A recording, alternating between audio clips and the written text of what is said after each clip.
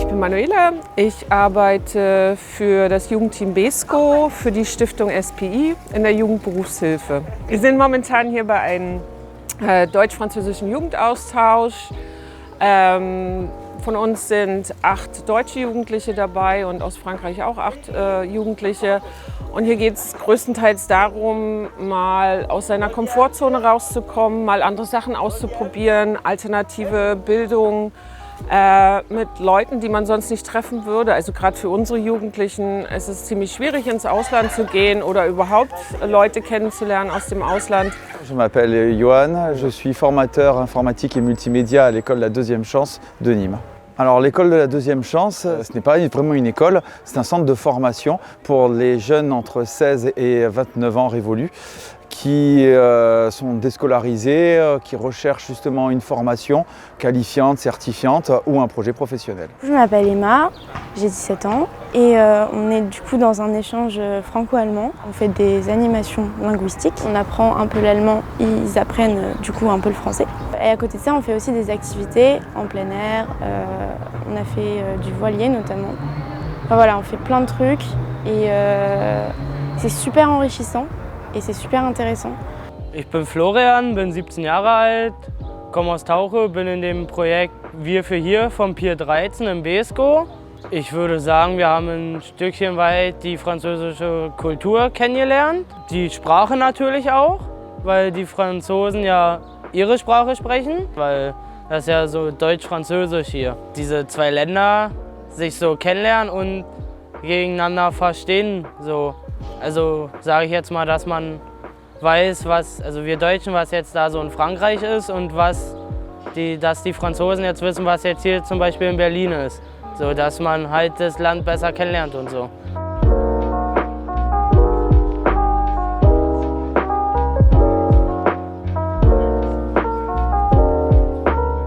Je m'appelle Adèle, je suis animatrice linguistique et interculturelle. Les animations linguistiques, en fait, c'est des activités qui permettent aux participants de pouvoir rentrer en contact et avoir un peu des outils pour aider à la communication en fait, avec une langue qu'ils ne connaissent pas forcément, donc là le français et l'allemand. Et donc à la fois on fait des petites activités pour s'amuser, pour leur faire apprendre du vocabulaire ou d'autres biais de communication, en fait, soit par les gestes. On fait aussi des activités qui se passent aussi sans parole pour leur montrer que en fait, la barrière de la langue n'est pas forcément une barrière à la rencontre avec une culture qu'on ne connaît pas. Alors on a fait pas mal d'animations linguistiques qui étaient vraiment très intéressantes, assez simples justement pour que les Allemands et les Français puissent bien communiquer avec des chiffres, avec des mots communs. Ich würde sagen, so eine Sprachanimation ist halt so gegenseitig Sprache kennenlernen, sich besser kennenlernen und halt einfach das Gruppenverhältnis, dass man auftaut, sage ich jetzt mal, dass man einfach miteinander besser arbeiten kann.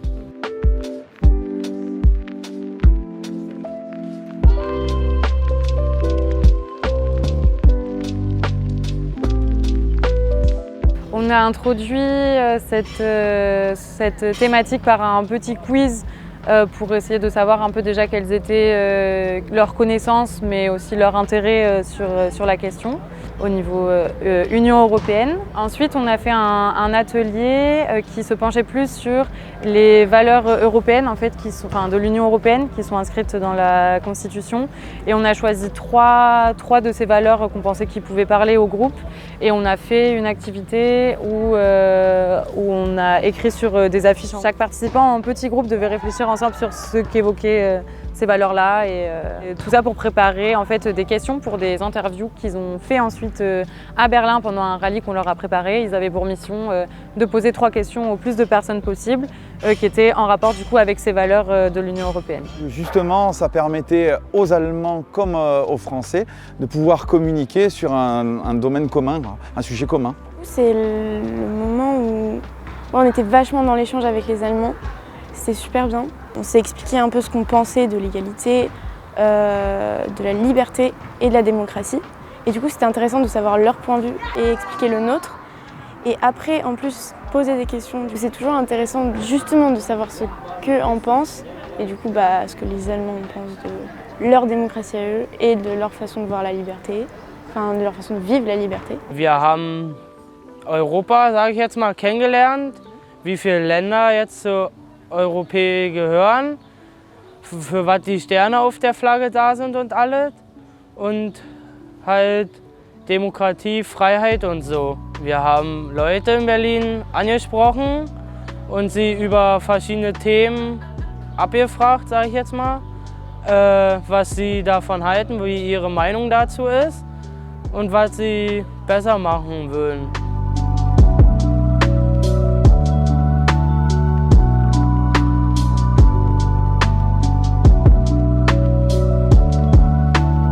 Le premier jour, on a fait la fête du sport à Blossines, on a fait du voilier. Ce genre d'activités sont quand même préparées en amont, par exemple pour le voilier où il y avait besoin de connaître un petit peu de vocabulaire, où on a fait des animations linguistiques en amont.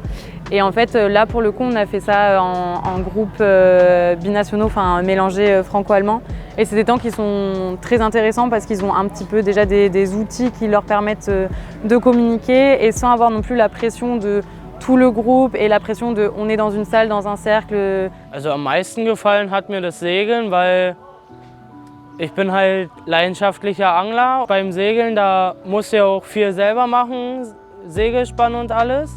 Das fand ich gut, weil man da mit den Franzosen teilweise halt zusammenarbeiten musste, dass man vorangekommen ist. Du coup, j'ai pu conduire le voilier et c'était grave cool ça, genre, dans la vie de tous les jours, t'as pas l'occasion. On était sur le lac, il y avait toute la forêt autour, c'était trop agréable. Et en plus, il faisait super bon.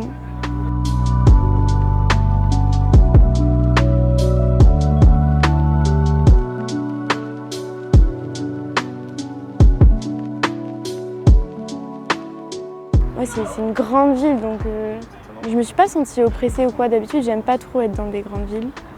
Vu que c'est un pays différent et que du coup je comprends rien à ce que les gens y disent et que je connais personne, je me sens vachement plus libre d'être moi-même.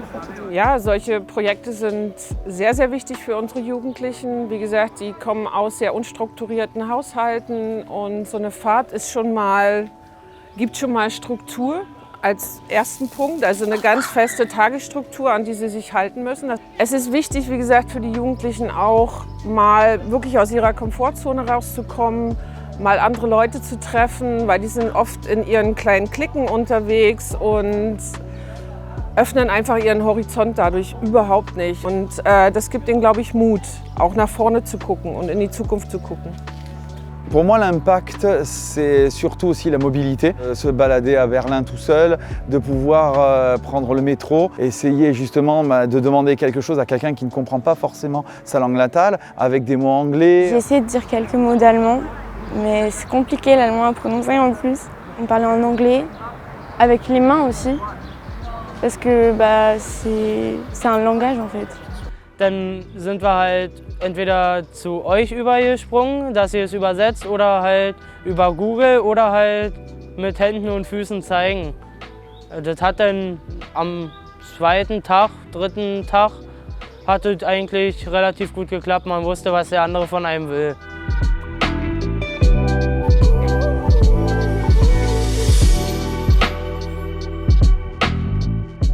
Beeskow ist ein kleiner Ort, also eine kleine Stadt, die hat 8000 Einwohner im schönen Brandenburg. Die Jugendlichen haben dort sehr, sehr wenig Freizeitmöglichkeiten, also oft wenig kulturelle Möglichkeiten, würde ich sagen. Obwohl, ich meine, wir haben eine Burg, wir haben alles Mögliche, aber es ist nichts für Kids, also nichts für Jugendliche. Irgendwo haben die vergessen, so ein bisschen an die Jugendlichen zu denken. Also es passiert jetzt einiges in Beeskow, aber ich glaube, es fehlt oft an Sachen, die die Jugendlichen machen können.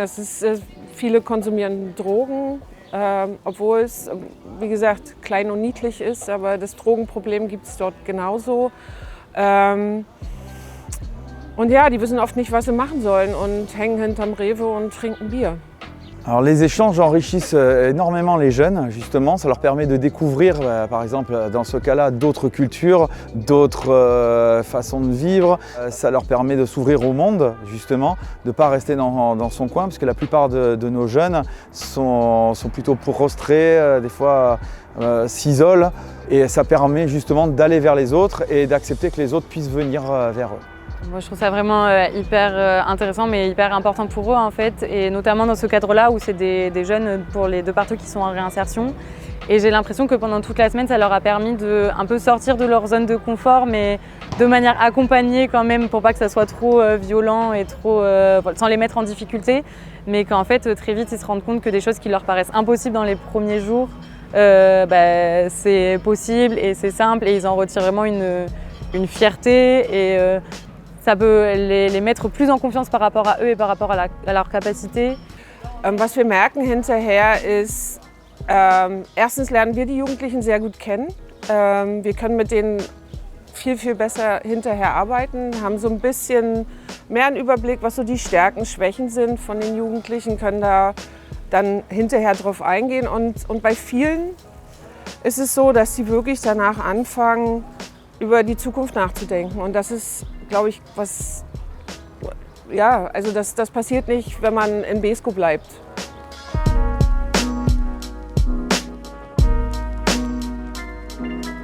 Là, c'était super enrichissant. Enfin, on a découvert plein de trucs. Moi, c'était la première fois que je prenais l'avion. J'ai fait plein de trucs et j'arrive pas encore à m'en rendre compte. Mais quand je vais rentrer chez moi, genre, je suis en mode wow. Ça permet d'avoir une meilleure relation avec les formateurs et du coup les stagiaires. Parce qu'on apprend à se connaître dans un cadre différent. On a chacun des choses à partager et c'est encore mieux quand on est dehors parce que du coup, on a plein de trucs à se dire. Also ich muss sagen, mir hat es Spaß gemacht. Ich hätte nicht gedacht, dass es mir so Spaß macht hier, weil ich bin eigentlich faul, mache nicht gerne wirklich was. War schön, mal halt so Franzosen kennenzulernen, weil bei uns, da wo wir herkommen, gibt es eigentlich überwiegend nur Deutsche. Da lernt man sowas halt nicht kennen und auch die Sprache.